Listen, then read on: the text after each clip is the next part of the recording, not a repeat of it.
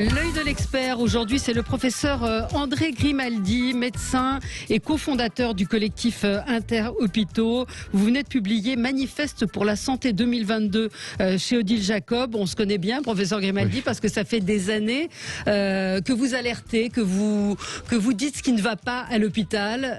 Ce livre, une fois de plus, en est l'exemple saisissant et extrêmement clair. Manifeste pour une santé. Alors, il y a des propositions pour que l'hôpital aille mieux, mais comme vous dites, pour savoir comment guérir l'hôpital, il faut savoir d'où on vient. Et c'est vrai que le Covid a mis en exergue tous les dysfonctionnements de l'hôpital. Bonjour, professeur. Bonjour.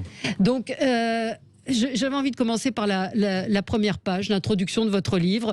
En 2000, l'OMS avait classé la France à la première place de son système de santé. Et aujourd'hui, on est à la 11e place. Que s'est-il passé pour que nos auditeurs comprennent? Il s'est passé deux choses. Une qui vient de loin. C'est que nous avons construit notre système de santé autour des maladies aiguës bénignes, des maladies aiguës graves. La maladie aiguë bénigne, c'est la cystite, par exemple. La maladie aiguë grave, c'est par exemple une greffe d'organes. Ouais. Et sur ça, nous sommes assez performants. Simplement, nous n'avons pas construit du tout pour l'épidémie des maladies chroniques.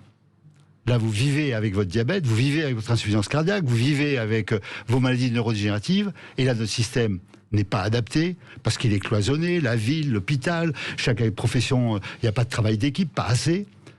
Et encore moins pour la santé publique. Et donc, sur ces deux épidémies, 21 millions de personnes en France ont atteint une maladie chronique. Et l'épidémie de maladies infectieuses, et en partie pour les mêmes raisons. Et là, on l'a vu avec la crise du Covid. La crise du Covid, les formes graves, c'est la maladie infectieuse chez des diabétiques, obèses, hypertendus et dans les maladies cardiovasculaires. Et là, notre système n'est pas du tout adapté. Alors, la maladie aiguë, on a été jusqu'à dire que la médecine devenait industrielle. Ouais. Qu'on allait tout tarifer. Et après 2008, la crise de l'époque, on a dit en plus, il faut que les tarifs baissent. Donc on a mis la santé sous contrainte budgétaire. Donc voilà, bon. Ouais. Vous battez depuis des années contre l'hôpital entreprise. Ouais. On comprend très très bien dans votre livre comment ça a été mis en place, comment ça fonctionne. C'est totalement ubuesque. Moi, j'encourage vraiment les gens à lire votre livre parce que en le lisant, je me suis dit que vous étiez un honnête homme. Alors, je ne sais pas si je me trompe ou pas, mais en tout cas.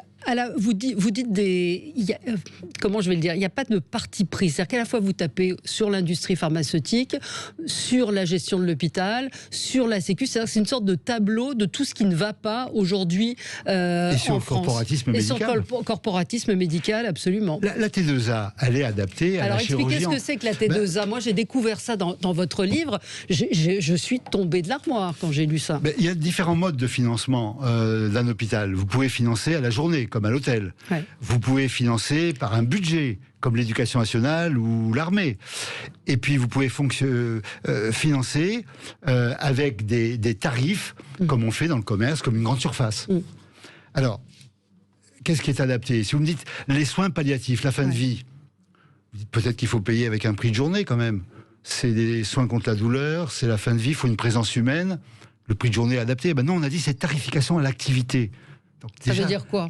Ça veut dire qu'on vous met des tarifs avec dedans à quoi ça correspond. Alors la tarification de l'activité, si vous restez quelques jours, c'est rentable. Si vous dépassez, c'est plus rentable. Pour la fin de vie, ça veut dire quoi? Donc on dit, faut pas les hospitaliser trop vite en soins palliatifs. Alors, je peux lire ce que vous écrivez, page 121. Lorsque le patient arrive à l'hôpital et meurt avant minuit, l'hôpital touche 800 €. S'il passe le cap de minuit, l'hôpital touche 8 000 €. Mais le montant reste identique qu'il décède après 3 jours ou après 10 jours. Et vous dites, je connais des centres qui font sortir plus ou moins fictivement le mourant pour le réadmettre et réaliser ainsi 2 séjours au lieu d'un seul.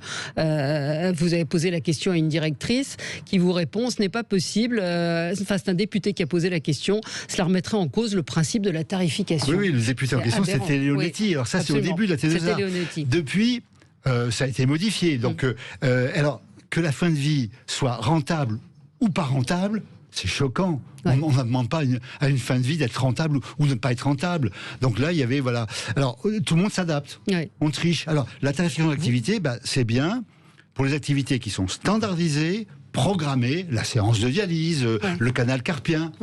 C'est absurde pour la maladie chronique, c'est absurde pour la psychiatrie. Regardez dans quel état est aujourd'hui la psychiatrie qu'on a mis sous contrainte budgétaire et qu'on veut faire rentrer dans la tarification d'activité. Enfin, c'est absurde. Vous dites, vous prenez le Covid comme exemple, vous dites ça a été une loupe sur l'état du pays.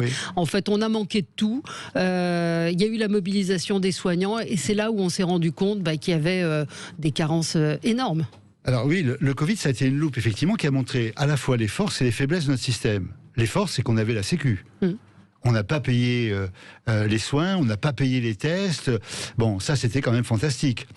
Et puis, on a vu la mobilisation des soignants, la première vague. Puis, on a vu toutes nos faiblesses. C'est-à-dire, le tester, tracer, isoler, on était incapable de l'appliquer. La coordination entre la ville et l'hôpital, ça a été au début catastrophique. Même le début de la vaccination... C'était ubuesque, le tout début. Alors, finalement, on s'adapte. Mais le président avait fait un grand discours sur le thème « Il y a des choses qui doivent échapper aux lois du marché ». Bon. Il faudra que nous nous réinventions, moi le premier. Alors, j'ai dit, c'est ça qu'il faut mettre en œuvre. En gros, je lui donne la recette s'il veut se réinventer. Et hélas, le Ségur n'a pas été ça du tout. Le Ségur, ça a été un Grenelle, c'est-à-dire une négociation salariale, ce qui était nécessaire. Mais ça n'a rien changé au système. D'ailleurs, Édouard Philippe a inauguré le Ségur en disant « Nous avions fait le bon diagnostic, le cap était le bon, il faut accélérer ». Ils ont accéléré. On avait fermé 3000 lits l'an dernier, on a fermé 5000 cette année. Si c'est ça, accélérer. Mais c'est... Est-ce que vous avez des contacts, vous? Est-ce qu'on vous écoute? Est-ce que le ministère de la Santé, depuis le temps, vous êtes aujourd'hui à la retraite, je suis encore actif. Vous êtes encore actif, mais vous avez écrit déjà de nombreux livres.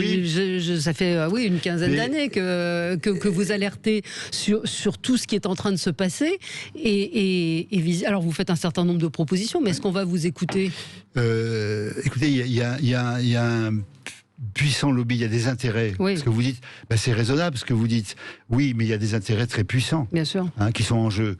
Et ces intérêts, ils ne participent pas au débat public. Par exemple, en France, on a des frais de gestion du système de santé bien au-dessus de la moyenne de l'OCDE. Pour les infirmières, le salaire des infirmières, on était 28e sur 32. Mais pour les frais de gestion, on est à plus de 18 milliards de frais de gestion. Parce qu'on a les mutuelles, on a le coût de la Sécu, on a les agences. Les mutuelles, c'est un lobby très puissant. Donc, il y a plein de lobbies. L'industrie pharmaceutique, on le voit avec le vaccin. Vous l'évoquez, et puis avec d'autres médicaments, où on voit que il y a des médicaments qui n'intéressent plus les labos pharmaceutiques. Vous donnez l'exemple de celui pour la maladie d'Alzheimer, qui n'était pas... Il y a les médicaments, mais je parle des médicaments très utiles, les anticancéreux, qui sont tombés dans le domaine public. Et qui du coup n'intéressent plus, ne sont pas assez rentables pour l'industrie pharmaceutique, sont délocalisés, et il y a des ruptures de médicaments de plus en plus importantes, chaque année de plus en plus importantes. Parce que les principes actifs sont en Chine et en Inde. Ah oui, Chine et Inde pour 80% des médicaments essentiels, mais qui sont tombés dans le domaine public, donc qui pour l'industrie sont plus rentables.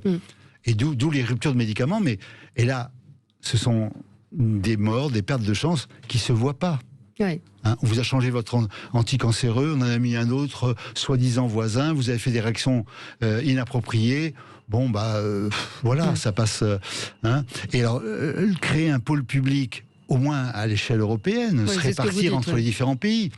Il n'en est pas question. On a le président de la République a inauguré, avec l'aide de l'État, le fait que le paracétamol pourrait être reproduit en France par Sanofi. Comme si c'était, vous voyez, le paracétamol. Mais le paracétamol, c'est pas un médicament majeur. Et on va aider Sanofi à reproduire du paracétamol en France. Donc ce qu'on attend, c'est des antibiotiques, des corticoïdes, des médicaments essentiels, les anticancéreux, le curare qui nous a manqué. Qui a manqué pendant le Covid. La première vague du Covid. Vous racontez comment le système de santé s'est dégradé. C'est vraiment passionnant. Je conseille vraiment à nos auditeurs de le lire. Et alors, ce chiffre incroyable, dans nos hôpitaux, il y a plus de personnel administratif que de médecins. Parce que vous avez à la fois une volonté de gérer ça comme une entreprise, mais avec des contraintes budgétaires étatiques. Donc vous avez un nombre de directeurs, de sous-directeurs, pour toute chose. On dit on va payer à la qualité. Ben, on va mettre un directeur qualité, on va faire des réunions, on va mettre des secrétariats. On a mis un strat. Moi j'ai connu une époque où entre le ministère et moi, il y avait 3 niveaux. Il y avait le service, l'hôpital, l'assistance publique. On a mis le pôle, pour plusieurs services, l'hôpital, le regroupement d'hôpital, encore un strat, l'ARS, encore un strat, et puis alors, on est passé de 3 strats à 7 strats. À chaque fois, c'est secrétariat, administration, etc. Pour un résultat incroyable, parce que les ARS ont montré qu'elles étaient démunies au début de la crise. Elles n'étaient pas des agences de santé publique. Elles étaient des agences pour réguler l'offre de soins, diminuer les lits, supprimer des doublons. Mais la santé publique, elles n'ont pas pu le prendre en charge. Vous avez vu que pour appeler les patients, c'est pas les ARS. On a demandé à la Sécu de le faire, qui n'est pas son métier. Ouais.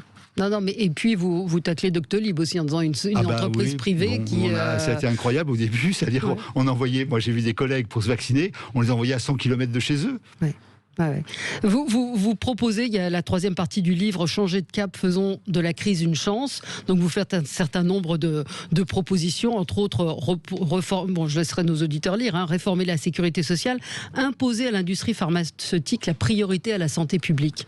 Oui, ça c'est un des points, c'est pas le seul. Mais vous dites obtenir une transparence des coûts, refuser les négociations commerciales secrètes, imposer un engagement à un tarif de vente raisonnable, parce qu'on a vu ce qui s'était passé avec la négociation des vaccins en particulier, vous l'évoquez dans le livre. L'exemple des vaccins est typique, c'est-à-dire que la grande industrie, les big pharma comme Pfizer, ne font plus de recherche.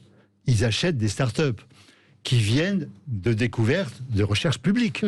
Donc, quand il faudrait savoir dans le coût d'un médicament, qu'est-ce qui revient à la recherche publique, qui a été payée par les impôts, qu'est-ce qui revient à l'activité purement commerciale, les études pour étudier les bénéfices et les inconvénients reviennent à l'industrie. Mais l'ARN messager, Pfizer y est pour rien, d'ailleurs ça s'appelle Pfizer BioNTech. Et BioNTech, de même que AstraZeneca et Oxford. Bon, donc après, on paye plusieurs fois. Alors après, ça crée aussi de la défiance, parce que les gens se disent, est-ce qu'ils produisent un vaccin parce que c'est un bien pour tout le monde, ou est-ce que c'est pour faire du profit ? Donc ça crée des suspicions qu'on connaît avec ces débats terribles. Ce que vous évoquez dans le livre, d'ailleurs, en comprenant la défiance que les gens peuvent avoir quand on leur a menti, ou en tout cas qu'on ne savait pas... L'accumulation des mensonges, parce qu'on parle des fake news et des réseaux sociaux, c'est vrai, c'est terrible. Mais hélas, les fake news, elles viennent d'en haut. Les crises, elles viennent d'en haut. Irène Frachon, qui a dénoncé le Mediator, a plus d'audience et plus écouté qu'un ministre qui nous a dit les masques ça sert à rien, les lits de réanimation on en a 12 000 alors qu'en réalité on en avait 5 000, etc. Vous dites parmi vos propositions, il faut renforcer la recherche médicale, réformer l'enseignement. Il y a beaucoup de choses à faire.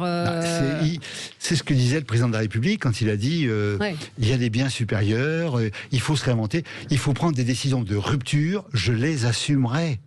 Sauf il n'avait pas dit la continuité, il avait dit qu'il faut une rupture. Donc on a eu le sentiment que là, il avait compris qu'en santé, on n'est pas dans un business commercial.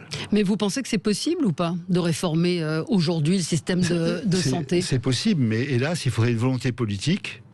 Il faudrait, je pense que il faut s'appuyer sur une alliance entre des soignants, médecins et non médecins, la population. Et alors, si vous me dites, j'ai cru que la crise serait l'occasion, comme dans les grandes occasions. 45, c'était aux sorties de la guerre, la sécurité sociale.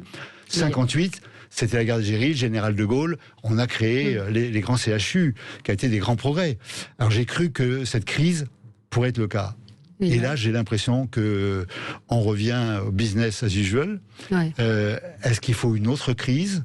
Est-ce que les crises climatiques, qui seront aussi des crises sanitaires, vont nous obliger à penser que la santé est un bien commun qui doit échapper à l'étatisation bureaucratique et à la marchandisation. Voilà. Bon, c'était l'idée des fondateurs de la Sécu.